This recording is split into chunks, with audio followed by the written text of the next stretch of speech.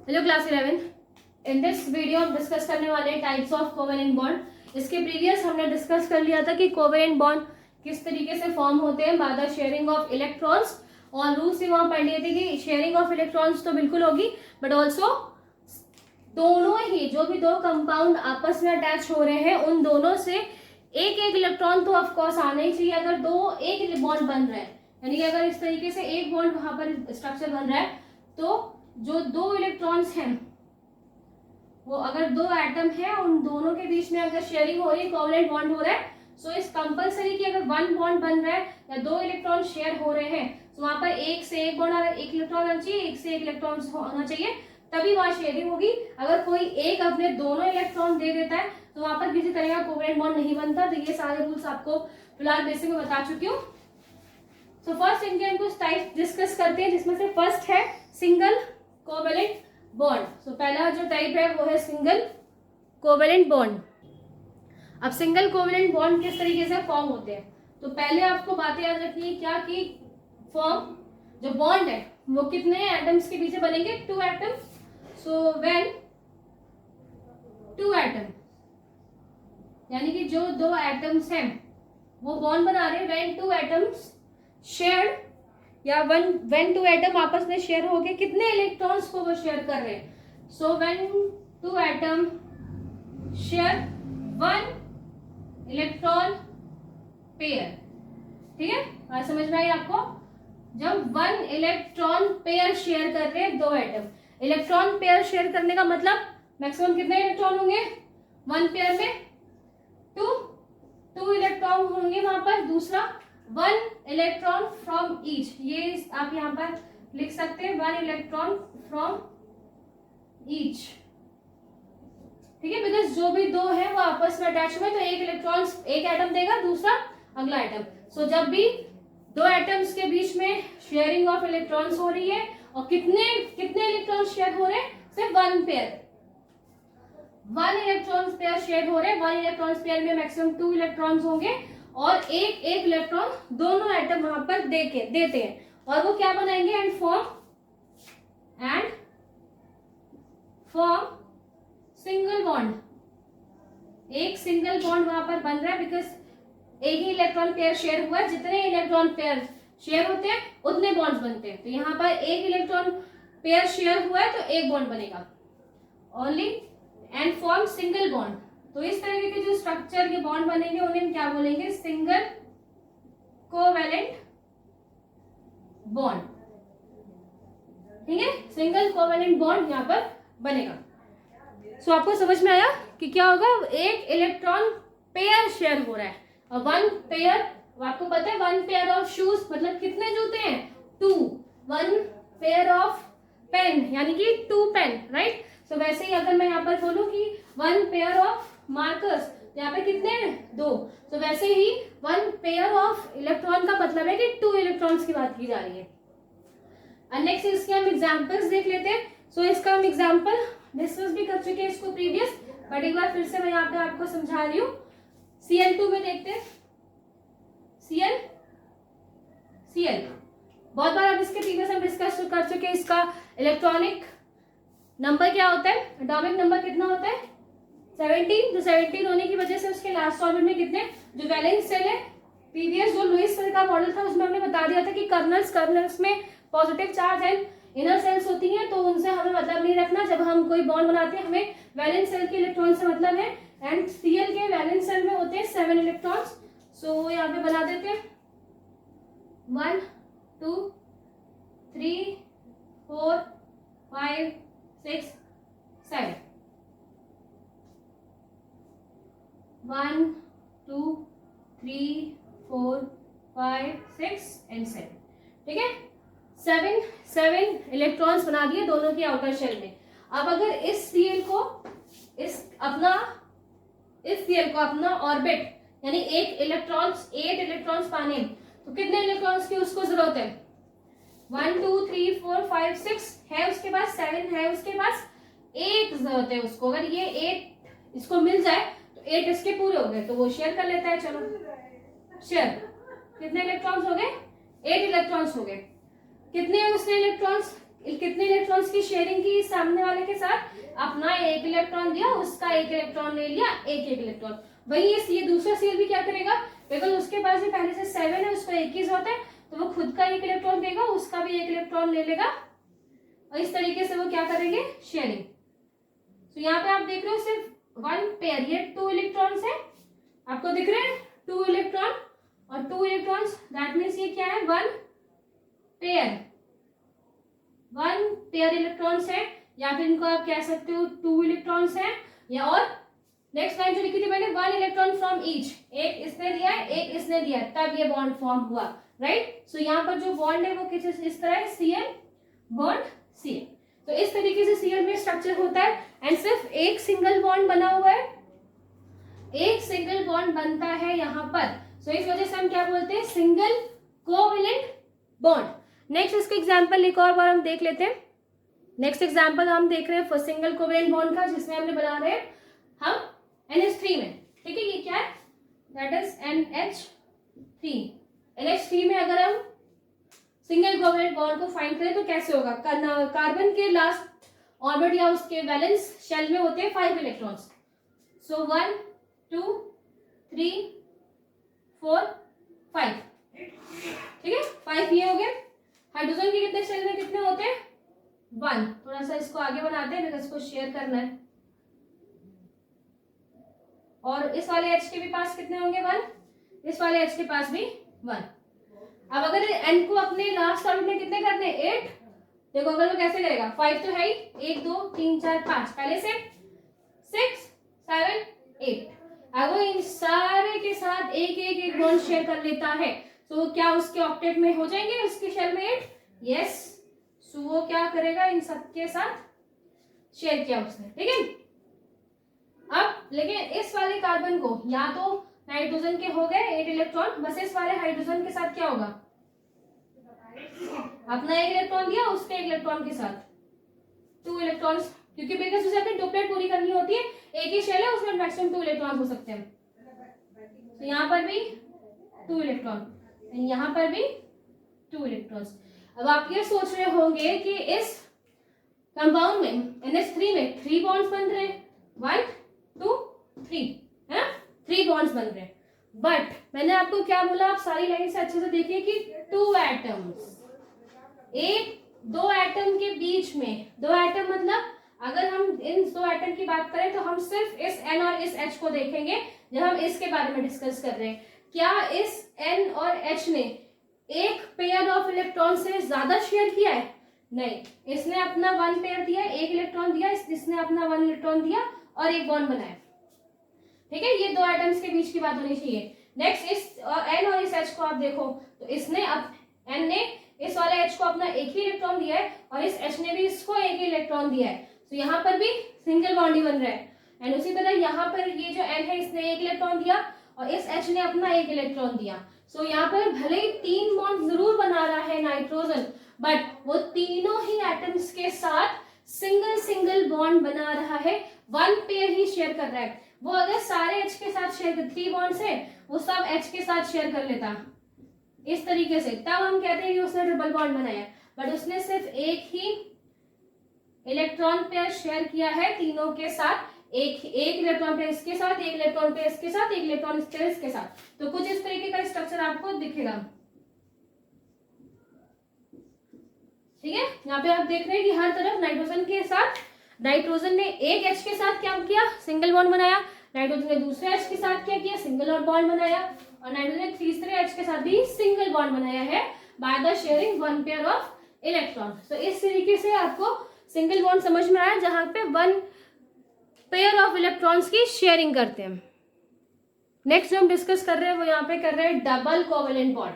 अब double covalent bond कैसे बनते हैं, तो ये बात तो कॉमन है कि 1 2 एटम्स, 2 एटम्स शेयर करेंगे, बट कितने, 2 एटम शेयर करें 2 electrons pair, 2 electron pair.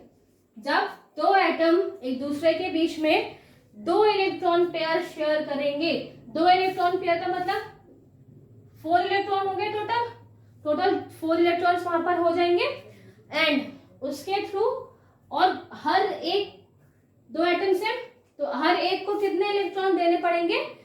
2 electrons each, 2 electrons each. जो 2 एटम आप यूज कर रहे हो दोनों को अपने 2-2 इलेक्ट्रॉन देने पड़ेंगे।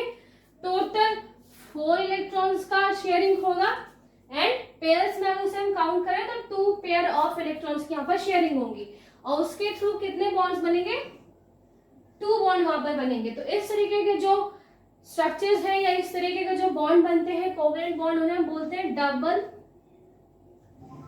Covalent bond. ठीक है, सो आपको समझ में आया कि जब जहां पर 2 इलेक्ट्रॉन्स पेयर शेयर हो रहे हो तो वहां पर डबल कोवेलेंट बॉन्ड बनता है। एग्जाम्पल देख लेते हैं CO2 में। एग्जाम्पल CO2,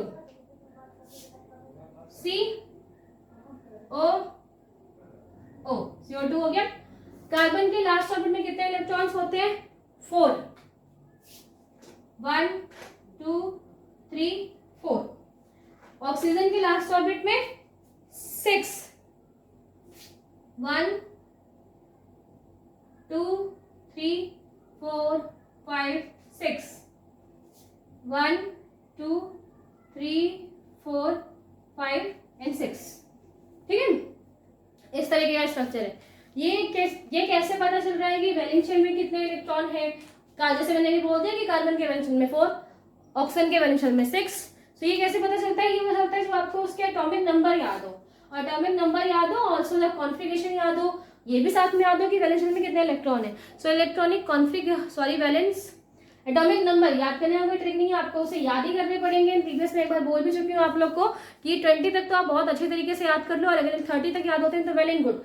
आप उसे जब तक लर्न नहीं करोगे आपको एटॉमिक नंबर याद नहीं होंगे, एटॉमिक नंबर याद नहीं होंगे तो इस तरीके से आप वैलेंस इलेक्ट्रॉन्स वहां पर फाइंड नहीं कर पाएंगे। तो उससे अच्छे तरीके से आप याद करो। नेक्स्ट, अब आप देखो जो कार्बन है उसके पास 4 इलेक्ट्रॉन्स है, राइट? टोटल 4 है, उसको भी कितने की जरूरत और है? 4 की। सो वो क्या करेगा? कुछ इस तरीके का बॉन्ड बना लेगा। ओके, उसने क्या किया? ऑक्सीजन के, दोनों ही ऑक्सीजन के, इस वाले ऑक्सीजन के भी 2 इलेक्ट्रॉन ले लिए, इस वाले ऑक्सीजन के भी 2 इलेक्ट्रॉन ले लिए, है ना?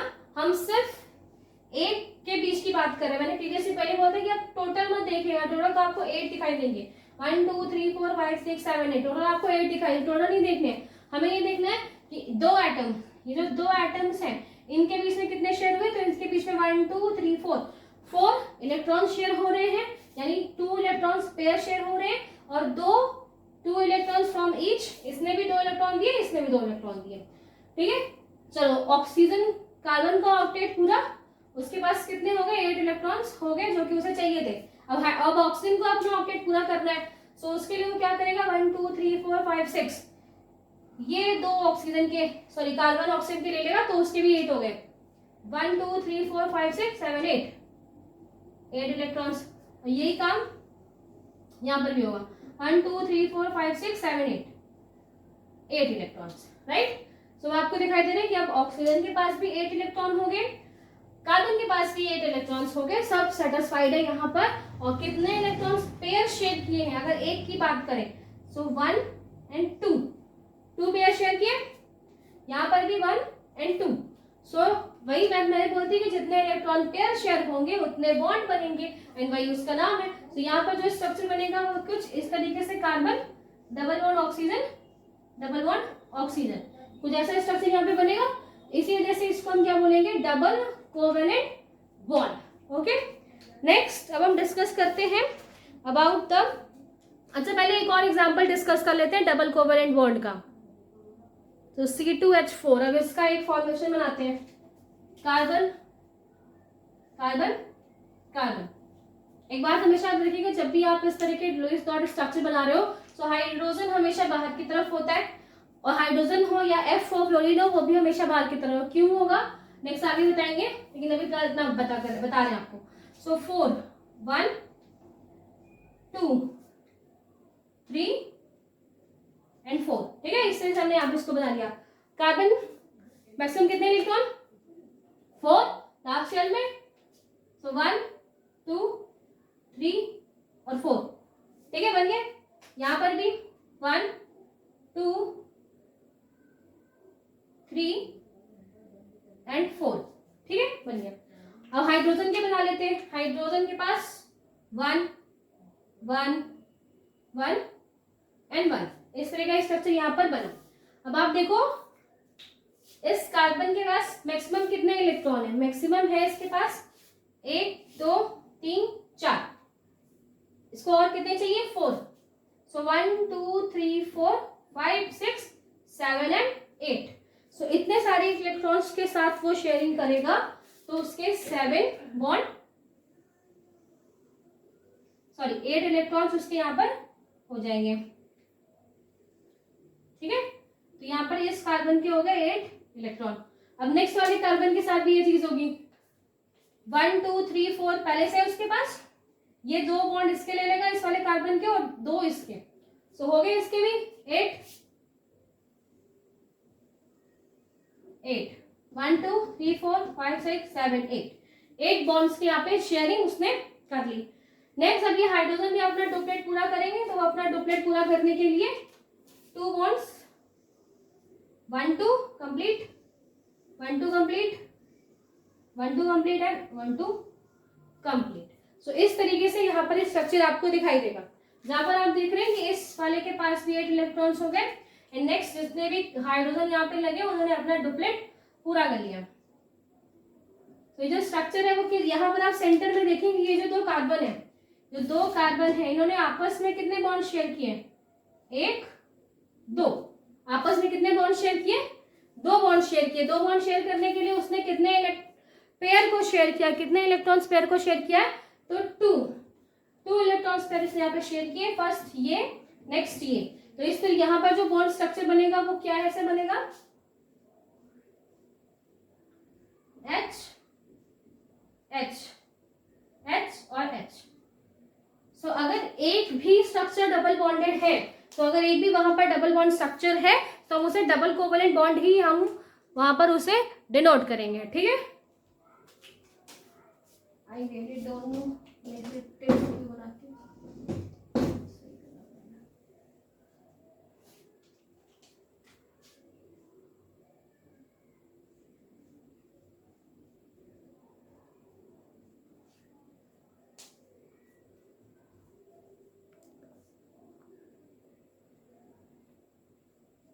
ओके, सो यहाँ पे हमने डिस्कस किया about the double covalent bond.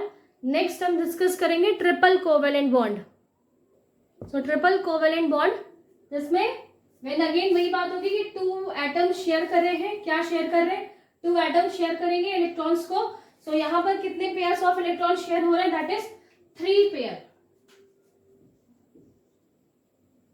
3 pair या फिर 3 इलेक्ट्रॉन्स पेयर। 3 इलेक्ट्रॉन पेयर वो शेयर करेंगे। 3 इलेक्ट्रॉन पेयर का मतलब टोटल नंबर ऑफ इलेक्ट्रॉन कितने हो गए? 6। तो 6 इलेक्ट्रॉन टोटलिटी में शेयर होंगे, जिसमें से वो ऑलवेज पेयर के फॉर्म में शेयर होते हैं, इसलिए 3 पेयर, और उसमें से 3 इलेक्ट्रॉन ऑफ ईच। हर एक एटम को 3 इलेक्ट्रॉन वहां पर शेयर करना पड़ेगा एंड जिससे क्या बनेंगे? 3 बॉन्ड्स वहां पर बनेंगे, जिससे 3 बॉन्ड वहां पे बनेंगे। और इस तरीके का जो बॉन्ड स्ट्रक्चर है उसे हम क्या बोलते हैं? Triple covalent bond. ठीक है, जहां पर क्या होगा? जहां पर 3 इलेक्ट्रॉन्स पेयर शेयर हो रहे हैं, टोटल 6 इलेक्ट्रॉन शेयर होंगे और हर एक एटम 3 इलेक्ट्रॉन्स शेयर करेगा आपस में और 3 बॉन्ड आफ्टर दैट बनेगा, तो उसे हम क्या बोलेंगे? Triple covalent bond. सो इसके भी एग्जांपल्स देख लेते हैं। N2 में देखते हम N लास्ट ऑर्बिट में N के कितने होते हैं? 5। सो 1 2 3 4 5 1 2 3 4 5। अब ये क्या करेगा? आपस में 3 इलेक्ट्रॉन्स दोनों तरफ से आएंगे, वो आपस में शेयरिंग कर लेंगे। तो अब आप देखिए 1 2 3 4 5 6 7 8। सो 8 इलेक्ट्रॉन्स। इधर 1 2 3 4 5 6 7 8 अगेन 8 इलेक्ट्रॉन्स। सो आपको दिखाई दे रहा है कि दोनों ही नाइट्रोजन ने मैक्सिमम कितने इलेक्ट्रॉन पेयर शेयर किए? सो 1 2 एंड 3 इलेक्ट्रॉन्स पेयर शेयर किए। टोटल कितने इलेक्ट्रॉन है? 6।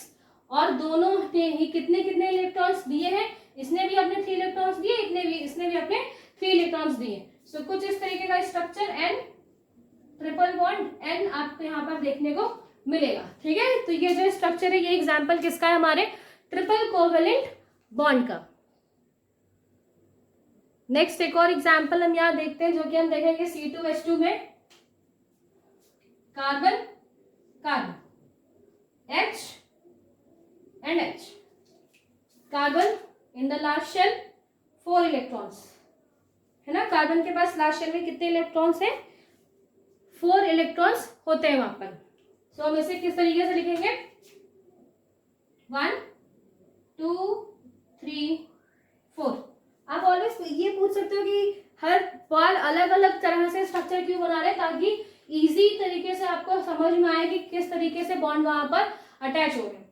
नेक्स्ट यहाँ पर भी क्या होगा? 1 2 3 और एक हाइड्रोजन के लिए। नेक्स्ट एक 1 1। अब आप यहाँ पर बॉन्ड्स देखिए 1 2 3 4 5 6 7 8। सो इतने सारे इलेक्ट्रॉन्स को ये कार्बन लेगा एंड उसका 8 इलेक्ट्रॉन्स कंप्लीट। देन उस कार्बन की हम बात करें, सो 1 2 3 4 5 6 7 8। सो वो कुछ इस तरीके से यहाँ पर इलेक्ट्रॉन्स को शेयर करेंगे। एंड अगर वही हम हाइड्रोजन की बात करें तो हाइड्रोजन सिंपल डुप्लेट उसको पूरा करना है, तो अपना डुप्लेट पूरा करने के लिए 2 electrons and from here 2 electrons. तो इस तरीके से आपको यहाँ पर स्ट्रक्चर दिखाई दे रहा है, जो कि अब यहाँ पर देख रहे हैं कितने इलेक्ट्रॉन्स शेयर हुए टोटल। तो 6 पेयर्स की बात कर ले तो 1 2 3 पेयर यहाँ पे शेयर हो रहे हैं, जिसमें से 3 दोनों नहीं दिए, 3 इस वाले कार्बन ने दिए, 3 उस वाले कार्बन ने दिए। तो इस तरीके से यहाँ जो स्ट्रक्चर बनेगा that is carbon triple bond carbon H and H C2H2। तो यहाँ पर क्या है? Triple covalent bond. तो ये आपने एग्जांपल्स देखे टाइप्स ऑफ कोवेलेंट बॉन्ड में, जिसने हमने double, single, double and triple covalent bond को डिस्कस किया। अब अगर अभी भी आपको बहुत कंफ्यूजन होगा कि किस तरीके से ये बॉन्ड हो रहे हैं, या फिर किस तरीके से हम डिसाइड कर रहे हैं कि यहाँ पर डबल बॉन्ड ही बनना चाहिए, यहाँ पर ट्रिपल बॉन्ड बनना चाहिए, या सिंगल बॉन्ड बनना चाहिए, है ना। हम यहाँ पर कोई दूसरा स्ट्रक्चर पता कर लेते। हम इस वाले का हाइड्रोजन यहाँ पर 2 हाइड्रोजन लगा देते और दोनों को बॉन्ड दे देते, तो यहाँ से भी बन जाता ना, इसको अगर बॉन्ड शेयर करने ही थे तो, क्योंकि मैक्सिमम कार्बन को 4 बनाने होते हैं। सो ये किस तरीके से डिसाइड होगा कि कितने बॉन्ड्स बन सकते हैं, डबल बनेंगे या ट्रिपल बनेंगे या सिंगल बॉन्ड बनेगा। सो इसको डिसाइड करने का बेटा एक प्रोसीजर है कि वो किस तरीके से बनता है, जिसको मैं आपको नेक्स्ट वीडियो में बताऊंगी। आज मैंने सिर्फ आपको बताया कि किस तरीके के कितने टाइप्स के बॉन्ड यहाँ पर होते हैं इन अवर कोवेलेंट बॉन्ड।